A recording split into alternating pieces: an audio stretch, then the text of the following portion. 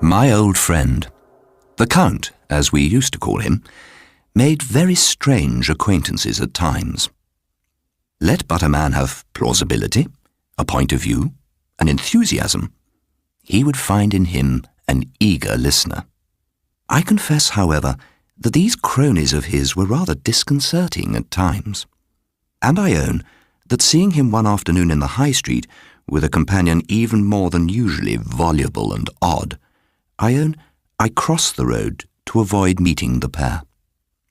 But the Count's eyes had been too sharp for me. "You remember that rather out-of-the-world friend of mine yesterday that so shocked your spruce proprieties, Richard?" he said, as we walked together. "Well, I'll tell you a story." As closely as I can recall this story of the Count's childhood, I have related it. The house of my first remembrance, the house that to my last hour on earth will seem home to me, stood on the verge of a wide heath. The house, the garden, the deep orchard, all had been a wedding gift to my mother from a great-aunt. I remember every room of the old house, the steep stairs, the cool, apple-scented pantry. But best of all, I remember the unmeasured splendour of the heath, with its gorse and its deep canopy of sunny air. My father's will, his word, his caprice, his frown, these were the tables of the law in that small household. To my mother, he was the very meaning of her life. But nothing satisfied him. He must needs be at an extreme, and if he was compelled to conceal his discontent, there was something so bitter and imperious in his silence, so scornful a sarcasm in his speech, that we could scarcely bear it. I remember one summer's evening we had been gathering strawberries in the garden. I carried a little basket and went rummaging under the aromatic leaves. Martha was busy beside me, and in a wild race with my mother, my father helped us pick. At every ripest one, he took her in his arms to force it between her lips. And when the sun went down, he took my mother on his arm, and we all trooped together back into the cool, dusky house. As we passed into the gloaming, I saw my mother stoop impulsively and kiss his arm. He brushed her off impatiently and went into his study. I think she was happier when my father was away, for then, free from anxiety to be forever pleasing his variable moods, she could entertain herself with hopes and preparations for his return. So time went on. Yet, it seemed, as each month passed by, the house was not so happy as before. Something was fading and vanishing that would not return. On Guy Fawkes' Day, Martha told me that a new household had moved into the village on the other side of the heath. After that, my father stayed away from us but seldom. At first, my mother showed her pleasure in 1,000 ways, with ribbons in her hair, with new songs, though she had but a small, thin voice. But by and by, when evening after evening was spent by my father away from home, she began to be depressed. Her anxious face, the incessant interrogation of her eyes, vexed and irritated him beyond measure. "Where does my father go after dinner?" I asked Martha one night, when my mother was in the room. "Shh, now, Master Nicholas. Didn't you hear what your mamma said? She's vexed, poor lady, and Master's never spending a whole day at home. Nothing but them cards every night at Mr. Gray's. But she doesn't mean to speak unkindly. It's a terrible scourge, his jealousy, Master Nicholas, and not manly to give it cause." A few days later I was sitting with my mother in her parlour, when my father entered and bade me put on my hat and muffler. "He's going to pay a call with me," he explained curtly. As I left the room, I heard my mother say, "To your friends at the Grange, I suppose." "You may suppose whatever you please," he answered. The room in which the card-players sat was very low-ceiled. A piano stood near the window, a rosewood table with a work-basket upon it by the fireplace, and some little distance away a green card table with candles burning.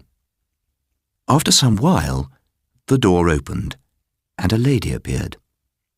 This was Mr. Gray's sister, Jane, I learnt. She seated herself at her work table and drew me to her side. "Well, so this is Nicholas," she said, smiling. "How very kind of you to come to see me." I looked into her eyes and knew we were friends. She smiled again. "Now let me see. I have 3 different kinds of cake, because, I thought, I cannot in the least tell which kind he'll like best. Come, you shall choose." She rose and opened a narrow cupboard. I remember the cakes to this day. Little oval shortbreads stamped with a beehive, custards and mince pies. I took a mince pie and sat down on a footstool near Miss Gray, and she talked to me while she worked. Her voice was so quiet and musical, her neck so graceful. I thought her very beautiful, admiring especially her dark eyes when she smiled brightly and yet half sadly at me. I promised, moreover, that if she would meet me on the heath, I would show her Miller's Pool. "Well, Jane, what do you think of my son?" said my father when we were about to leave. She bent over me and squeezed a lucky 4-pence piece into my hand. I was looking at my father as she was caressing me, and I fancied a faint sneer passed over his face. But when we'd come out of the house onto the heath, in the bare, keen night, never before had he seemed so wonderful a companion. He told me little stories. He began 100 and finished none. Yet with the stars above us, they seemed a string of beads, all of bright colours. But when we were come to the house gates, he suddenly fell silent, turned an instant, and stared over the heath. "How weary, flat, stale," he began, and broke off. "Listen to me, Nicholas. You must grow up a man. A man, you understand. No vapourings, no posings, no caprices. It's your one and only chance in this unfaltering scheme." He scanned my face closely. "You have your mother's eyes," he said musingly. "And that's no joke." He pushed open the gate and we went in. My mother was sitting before a dying fire. "Well, Nicholas, did you play cards with the gentleman?" "I talked to Miss Gray," I said. "Really?" said my mother, raising her eyebrows. "And who is Miss Gray?" "Mr. Gray's sister." "Not his wife, then?" I looked towards my father in doubt. "You little fool," he said to my mother with a laugh. "What a sharpshooter." My mother rose, and with a sob she hurried out. My father stood very still, and then with a sigh he sat down at my mother's writing table and scribbled a few words on a slip of paper. "There, Nicholas, just tap on your mother's door with that. Good night, old fellow." I hastened upstairs and delivered the message. My mother was crying when she opened the door. But presently afterwards I heard her run down quickly, and in a while my father and mother came upstairs together, arm in arm, and by her light talk and laughter you might suppose she had no knowledge of care or trouble at all. Never afterwards did I see so much gaiety and youthfulness in my mother's face as when she sat next morning with us at breakfast. My father seemed to find as much pleasure or relief in her good spirits as I did, and to delight in exercising his ingenuity to quicken her humour. It was but a transient morning of sunshine, however, and as the brief and sombre day waned, its gloom pervaded the house. In the evening, my father left us to our solitude as usual. On St. Stephen's Day, I went to Miller's Pool. I was stooping down at the edge, breaking the splinters of ice, when I heard a voice calling me. It was Jane Grey, walking on the heath with my father. "So you see I have kept my promise," she said. "But you promised to come by yourself." "Well, so I will then." She turned to my father. Nicholas shall take me home to tea, and you can call for him in the evening. That is, if you are coming." "Do you care whether I come or not?" he said moodily. "You are my friend. Of course I care." He scrutinized her through half-closed lids. His face was haggard, gloomy with ennui. "How you harp on the word, you punctilious Jane. Do you suppose I'm still in my teens? It amuses me to hear you women talk. It's little you ever really feel." "I don't think I'm quite without feeling," she replied. "You are a little difficult, you know." "Difficult? It's age, my dear Jane. Age. It turns one to stone. With you young people, life's a dream. Ask Nicholas here." He shrugged. "But one wakes on a devilish hard pallet." She continued to smile, yet with tears in her eyes. "You ask me to be fearless, sincere, to speak my heart. I wonder, do you?" "The truth is, Jane," my father said slowly, "I am past sincerity now. And as for heart, it is a quite discredited organ at 40. And when youth and sentiment are gone, why, go to, dear lady. Existence proves nothing but brazen inanity afterwards. But there's always that turning left to the dullest and dustiest road, oblivion. Take care of her, Nicholas. Au revoir. Upon my word, I almost wish it was goodbye." He turned with an affected laugh and left us. "What does my father mean by wishing us goodbye?" I asked. My companion bent down and put her hands on my shoulders. "My dear Nicholas, you must be a good son to your mother. Brave and kind, will you? He hardly ever speaks to mother now." She pressed her lips to my cheek. "We must do our best, mustn't we?"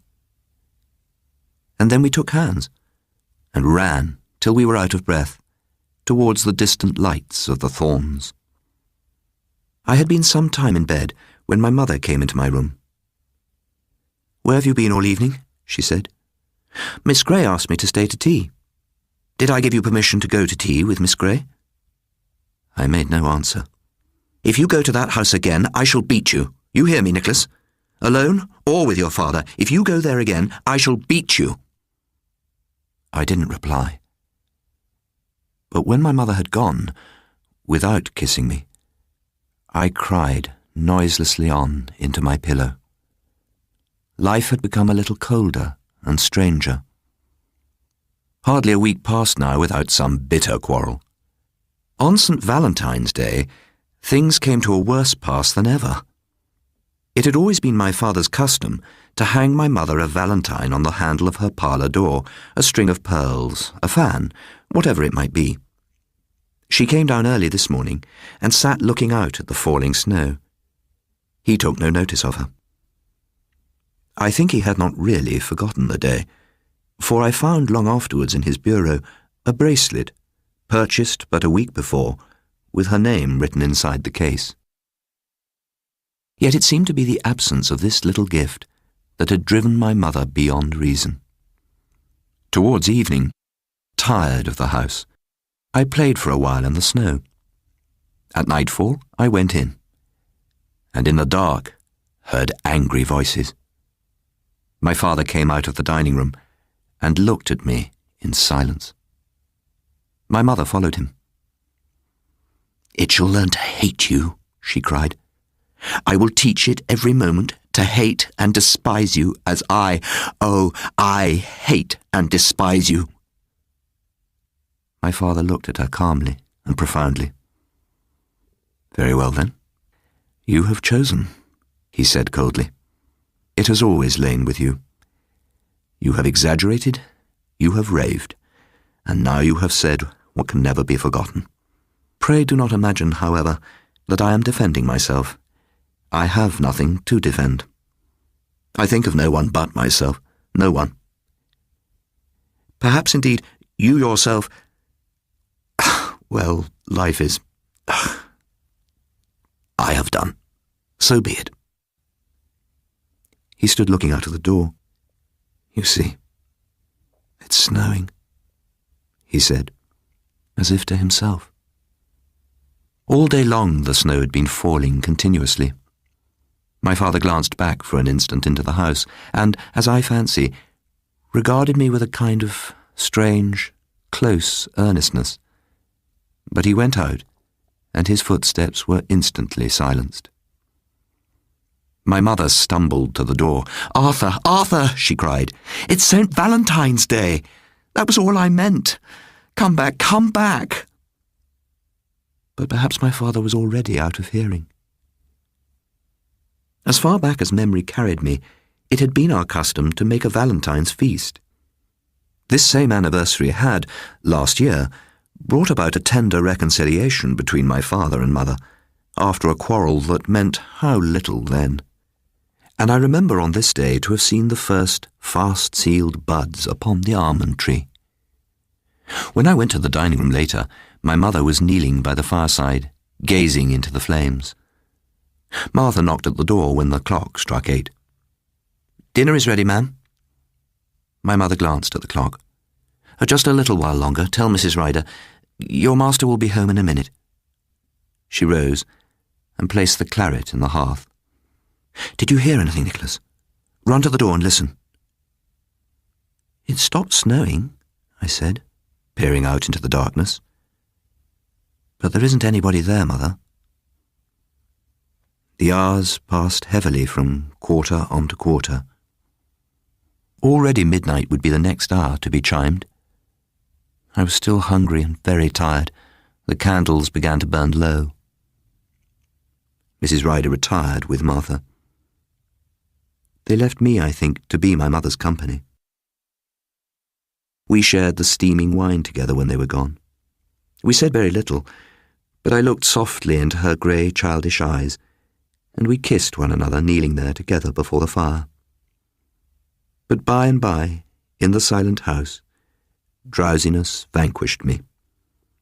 I began to nod, and very soon dreams stalked in, mingling with reality.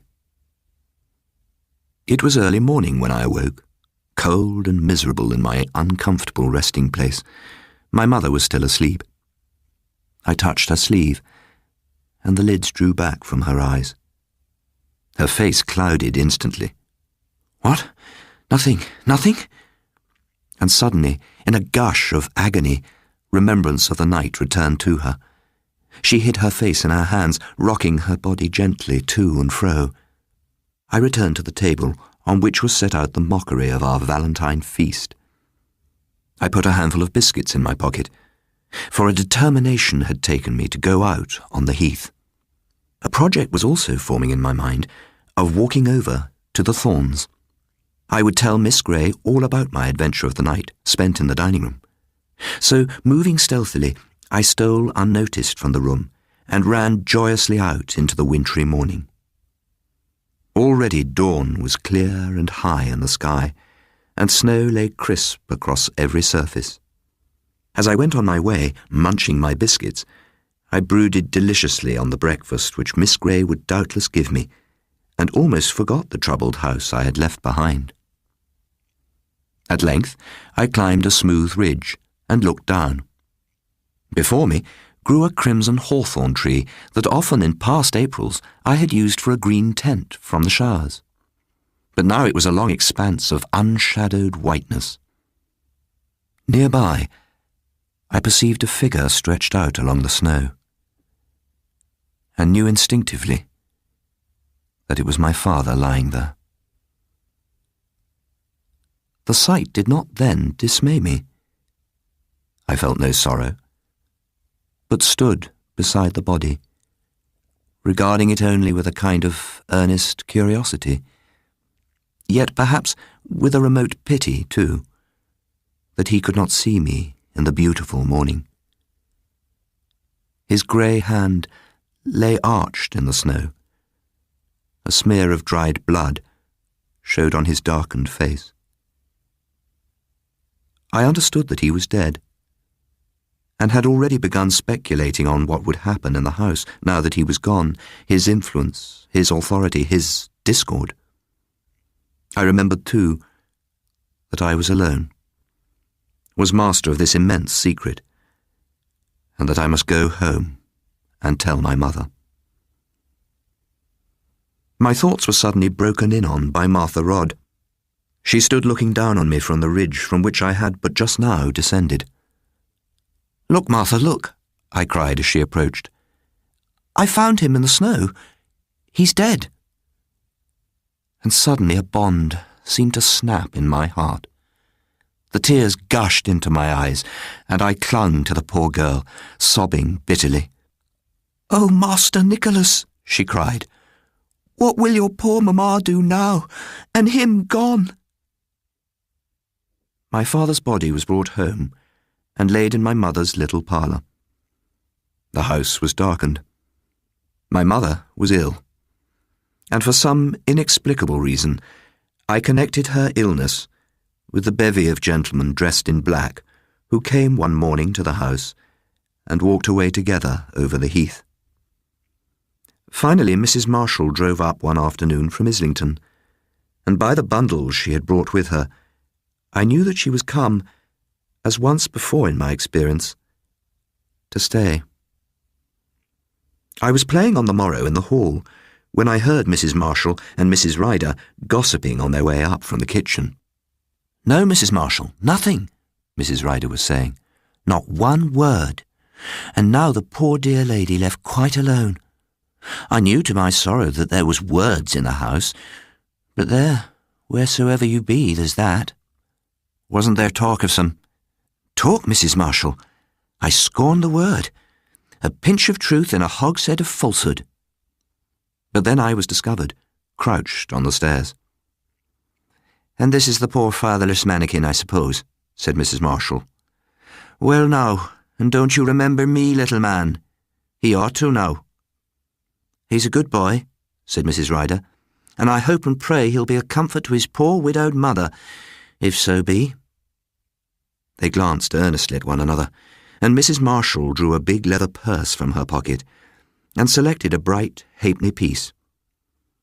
"I make no doubt he will, poor mite," she said cheerfully. I took the halfpenny in silence, and the two women went on upstairs. In the afternoon, I went out onto the heath with a shovel, intent on building a great tomb in the snow. I laboured very busily, shovelling, moulding, stamping. So intent was I that I did not see Miss Grey until she was beside me. "Nicholas?" She sat on my shapeless mound of snow and took me by the hand.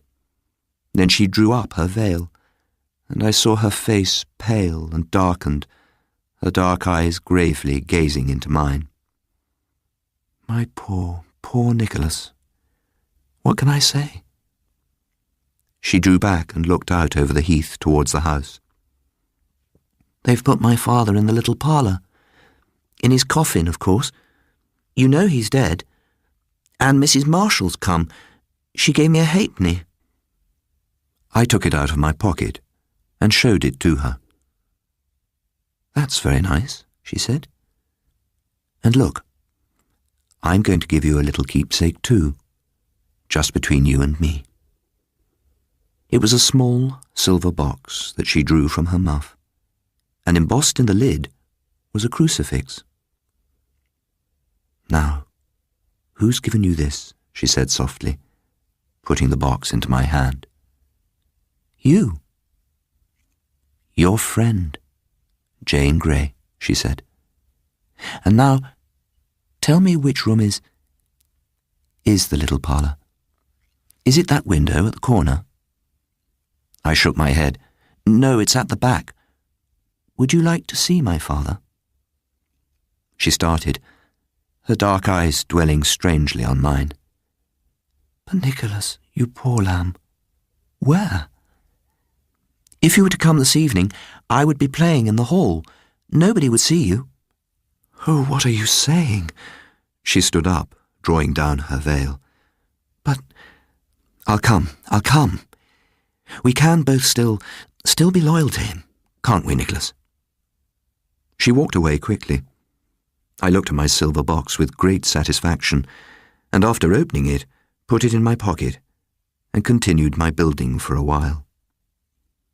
But now zest for it was gone, and I began to feel cold as darkness gathered. So I went home. I ate my tea in solitude. A peculiar, suppressed stir was in the house. I wondered what could be the cause of it, and began to be afraid of my project being discovered. Nonetheless, I was playing in the evening, as I had promised, close to the hall door. "Run down to the kitchen, dearie," said Martha. Her cheeks were flushed. She was carrying a can of steaming water. "You must keep very, very quiet this evening and go to bed like a good boy, and perhaps tomorrow I'll tell you a great secret." She kissed me hastily and hurried away. Almost as soon as she was gone, I heard a light rap on the door. It seemed that Jane Grey had brought in with her the cold and freshness of the woods. I led the way down the corridor into the small, silent room. The air was still languid with the perfume of flowers. "I'm sorry," I said, "but they've nailed it down. Martha says the men came this afternoon." Miss Grey took a little bunch of snowdrops from her bosom and hid them among the wreaths of flowers, and she knelt down with a small silver cross pressed to her lips. And while I watched her praying, I listened to the quiet footsteps passing to and fro in the room above. Suddenly, the silence was broken by a small, continuous, angry crying. Miss Grey looked up. "What was that?" I stared at her. "It sounds just like a little baby," I said. She crossed herself hastily and rose. "Nicholas," she said in a strange, bewildered voice. She looked at me lovingly, then went out as she had entered. I did not so much as peep into the darkness after her, but busy with 100 thoughts, returned to my play. Long past my usual bedtime, as I sat sipping a mug of hot milk before the kitchen fire, Martha told me her secret. So, my impossible companion in the high street yesterday was own and only brother to your crazy old friend, Richard, said the Count. His only brother, he added, in a muse.